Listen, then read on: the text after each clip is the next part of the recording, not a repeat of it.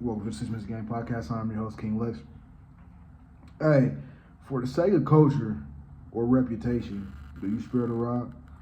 Do you withhold the tough conversation because of loyalty or ethics? Or do you hold your peers accountable? I know for me, drug abuse ran rampant in my neighborhood. I mean, every peer I grew up with is or was hooked on fentanyl. Now, for the sake of culture, do I not mention it?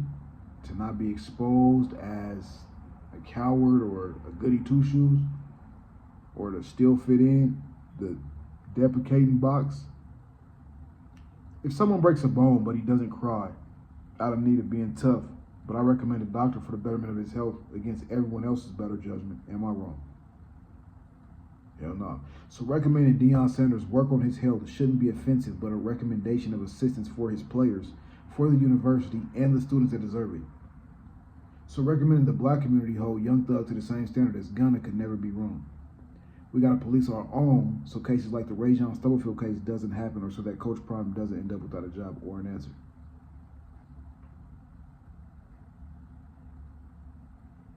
So Uncle Tom, brown nose, yeah, maybe.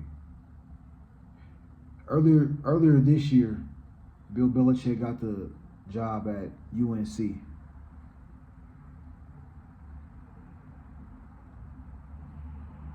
And of course, Coach Prime is the coach of the Colorado State, or the Colorado University, the CU Buffs. However, the Buffs have not fared well. I don't know if it's our recruits. I don't know if it's because of Coach Prime's ailments. I don't know if it's, but we haven't been effective or as effective since Shadur left, or since Shadur left.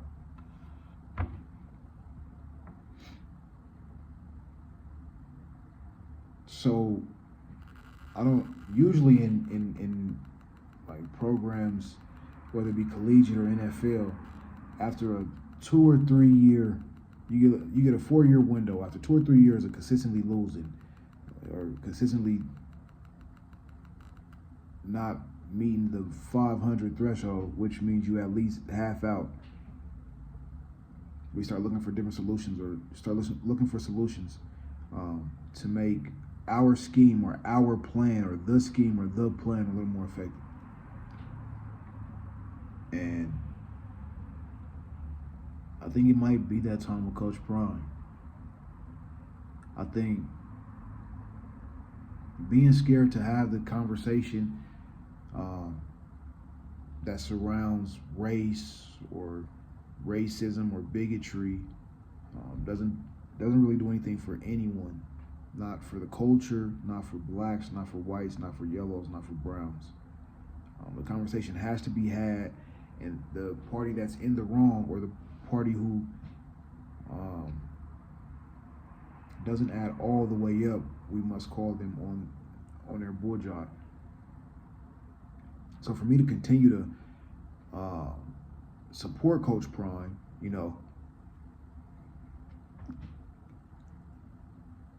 jerseys, tickets, sneakers, gold, whatever, and to not hold him accountable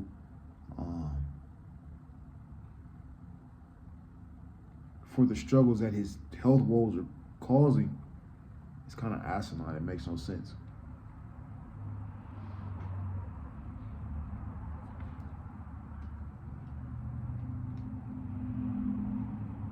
You gotta hold your own accountable. And if we have consecutive losing seasons, losing season after losing season after losing season after losing season, and no answer for, or no answers as to why, it starts with the head. So it starts with your leader, and Coach Prime is ours, or the AD or whatever.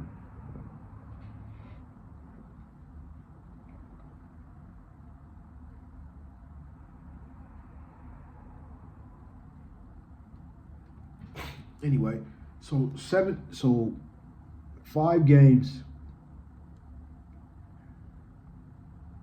to postseason. And the Nuggets are second in the West, 12 games behind Oklahoma City Thunder. Offensively, it looks like the norm, the Nikola Jokic show. As per usual, he's leading our club in points per game at 27.9, at 10.8 assists per game, and a field goal percentage of 57.3. Defensively, it looks similar, but the Nikola Jokic show entirely, but not the Nikola Jokic show entirely. He leads in rebounds per game at 12.9, steals per game at 1.4, and then Peyton Watson leads our defensive charge in blocks. Now, at 6'8", Peyton Watson is a bigger guard, longer body, therefore able to lock up guys like Anthony Edwards if we get the T-Wolves first. He's averaging close to 15 points a night alongside 4.9 rebounds and 2.1 assists, not to mention shooting 49% from the floor. Remember, Tim Hardaway Jr. just got the 6 Man of the Year award, attesting to our roster deepness and the experience of our bench. Guys like Bruce Brown, Tyus Jones, Jonas Valanciunas, and Tim Hardaway gives us a formidable starting lineup coming off our bench. Now, here's to hoping we get Minnesota first. The Stifle Tower isn't skilled enough to big man with Nikola. You'd have to keep him off the perimeter and out the post, plus account for his sight and ability to distribute. Peyton Watson is just young enough with enough energy to chase Ant-Man down, and he's big enough to affect his athletic ability. And we have enough pure shooters to stretch the lead early and quickly, and our roster is just deep enough to spell each position at least twice. So it's like we may get Minnesota first. We get Minnesota here first. That's a matchup that I like. I appreciate that. That matchup, the Minnesota and Denver matchup here. Now, I don't know if you follow me on Facebook or what, or where you listen, or where you tune in, or where you come in from, but on Facebook I get a lot of slack for Young Thug, and people try to make it like gang related or like political, but it has nothing to do with that. I hate a bully, man. Like, I really despise a bully. Any type of bully, schoolyard bully, rap bully, street bully. I hate a bully. I despise a bully. So when the whole situation came out in regards to like Young Thug and Gunna being a rat, I just did my due diligence.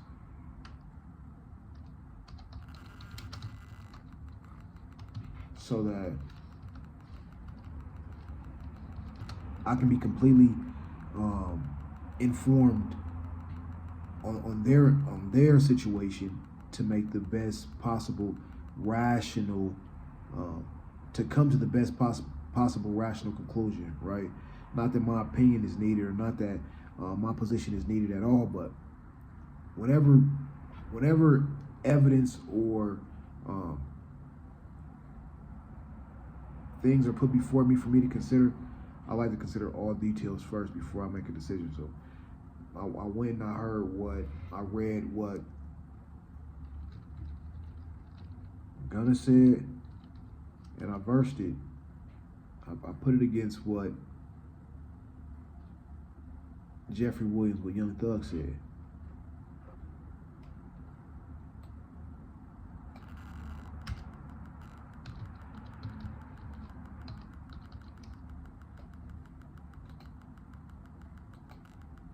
Right, and if had Young Thug never, you know what I mean, went so gun home, Gunna, most people wouldn't have got involved in it. But because of what he did, because of how he tried to flip it, that's what made me comment on it. So people could say I was bootlicking, or I was brown nosing, or I was trying to get my shot, or I was trying to get my. But right is right and wrong is wrong, and I'm not here to be Gunna's friend. I'm not here to be Thug's friend.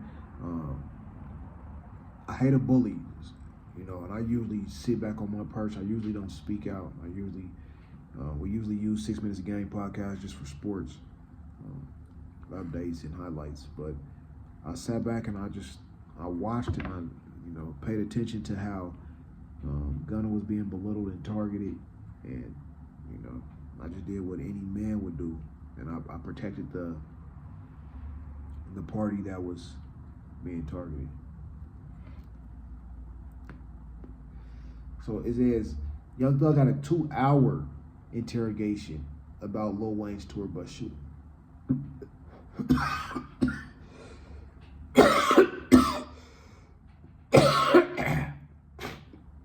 Now, in a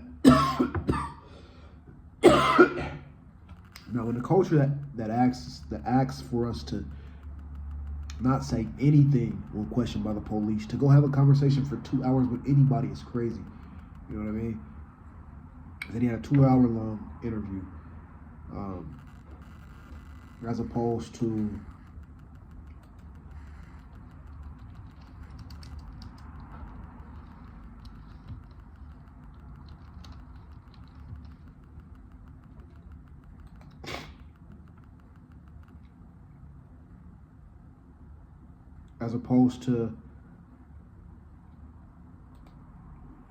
Gunna taking an Alford plea. It says that all he said when he took his plea was, "Yes, ma'am."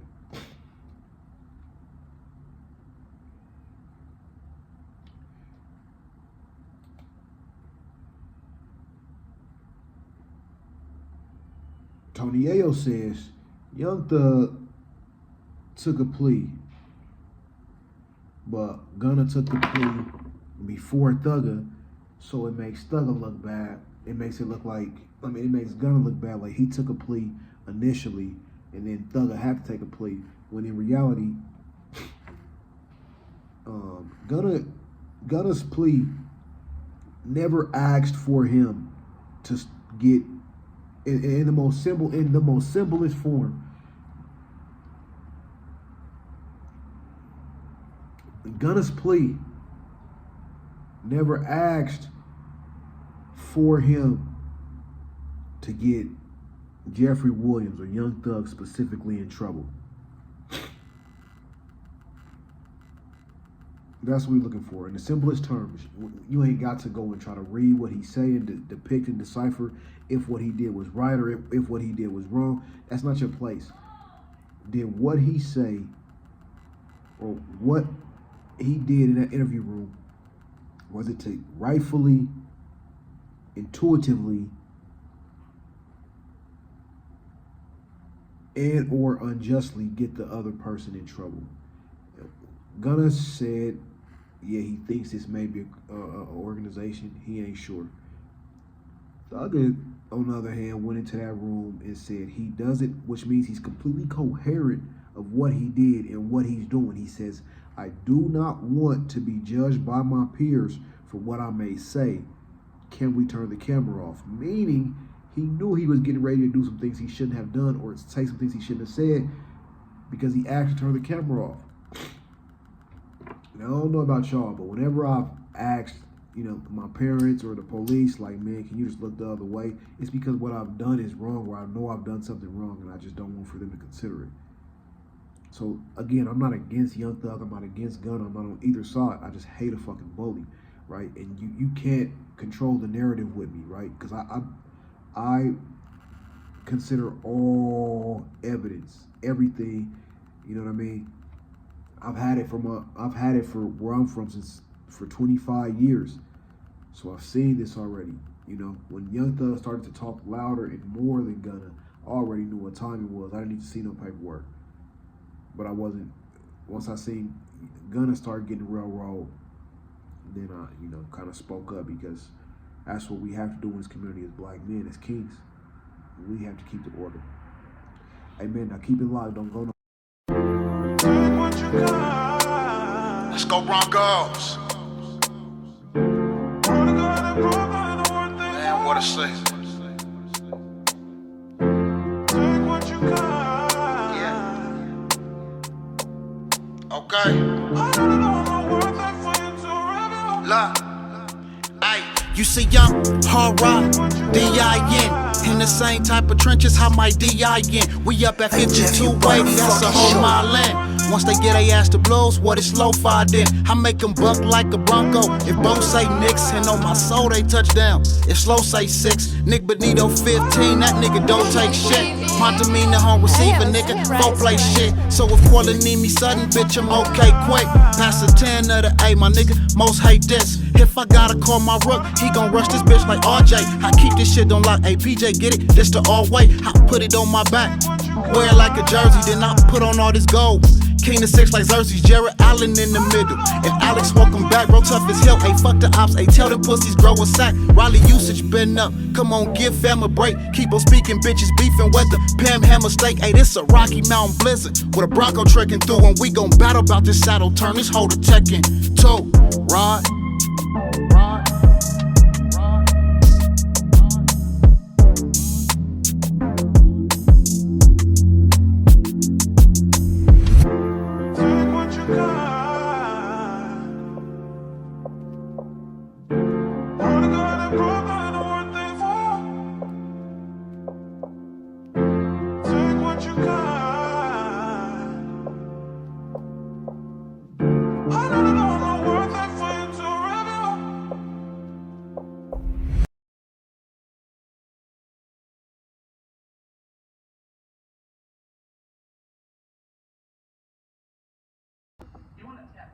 Alright, hey, welcome back to the Sixminutesofgame Pdcast. Hey, that song right there is Dear Bronco freestyle. Just attesting to the season we had. This season was crazy, man. From Alex Singleton losing his getting testicular cancer and losing his testicle to losing J.K. Dobbins for the season to almost making it to the Super Bowl, to Bo Nix going down in the AFC right before the AFC Championship.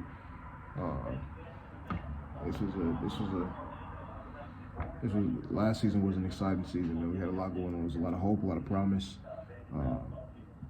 It showed a lot of immaturity, but it's immature. I like immaturity because immaturity shows you where you need to grow, right? Immaturity shows you what you need to work on.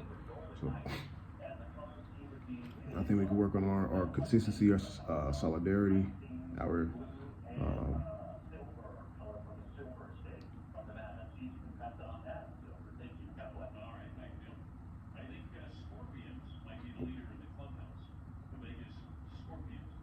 work on the, I guess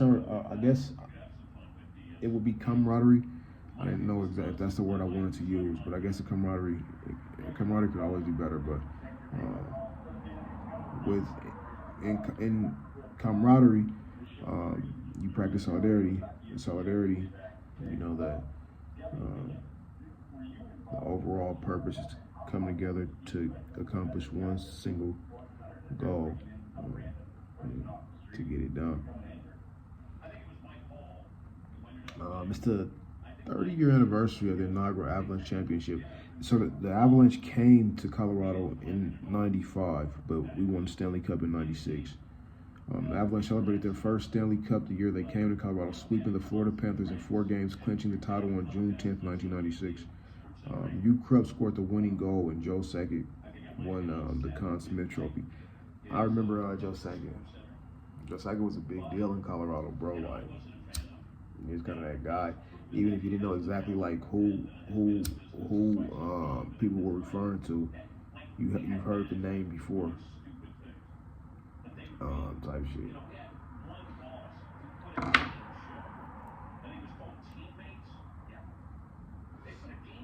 So, yeah. So it's 30 years. It's been 30 years. It's 2026.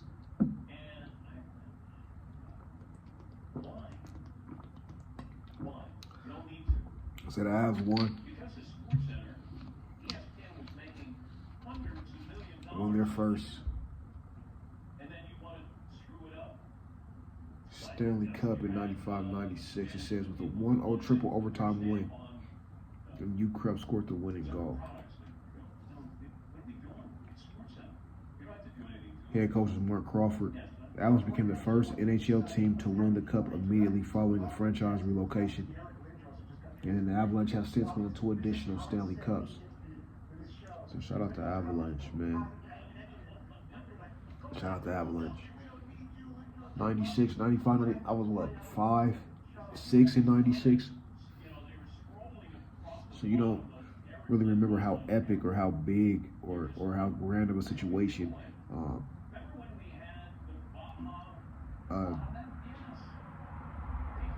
hockey franchise relocating to your state or your city may be.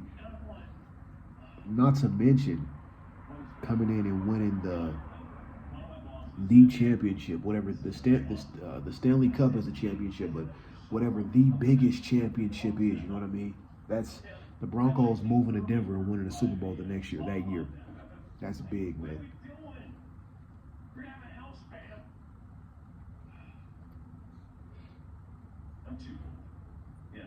I went back and looked. Dream job was September 03 over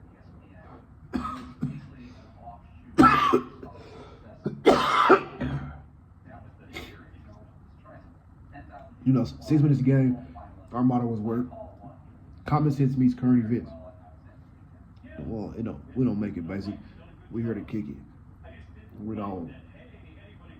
It's not supposed to be difficult. It's not supposed to be long, thought out. It's supposed to flow. It's supposed to incite the conversation. Make you think. So.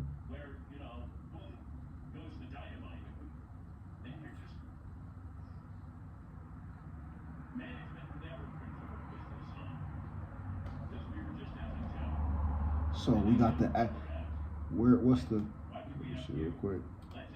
What's it looking like right now? Like NHL.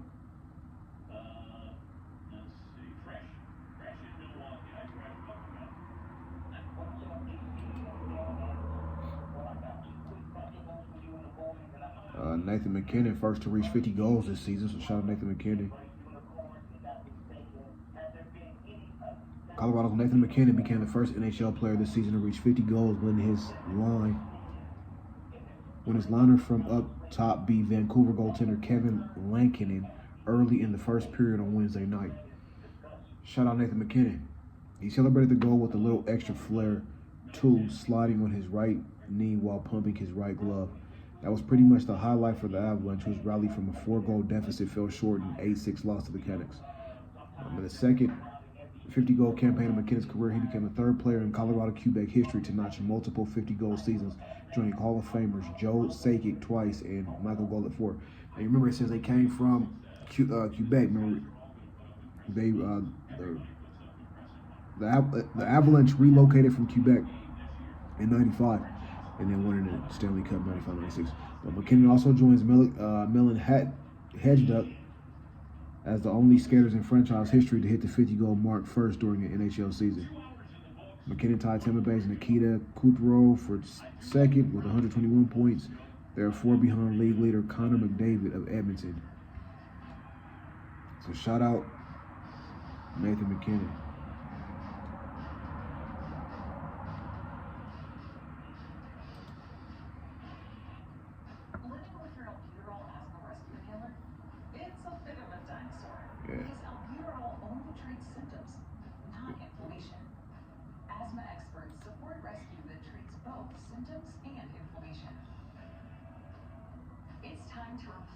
It looked like I think the Avs have already clinched.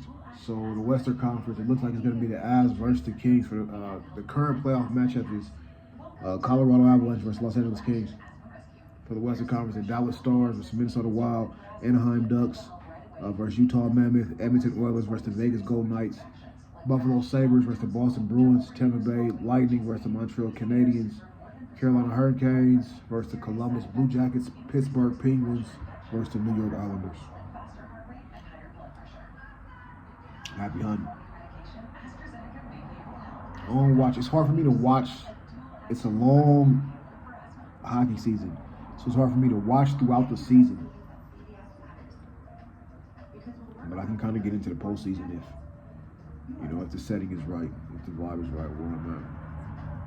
But yeah, man, that's it for us. 6 Minutes Game Podcast, man. Again, I'm your host, King Lex, man. Thank you for tuning in, tapping in, man. Go get World Structure, the Regiment, man, out on all streaming platforms now. Man, tap in with us. Tell me what your favorite song is, man. We appreciate you listening. I appreciate you bringing it to me, man. It's love. Remember that, man. It's love for you. It's love for me. It's love for everybody. It's love. Stand on that.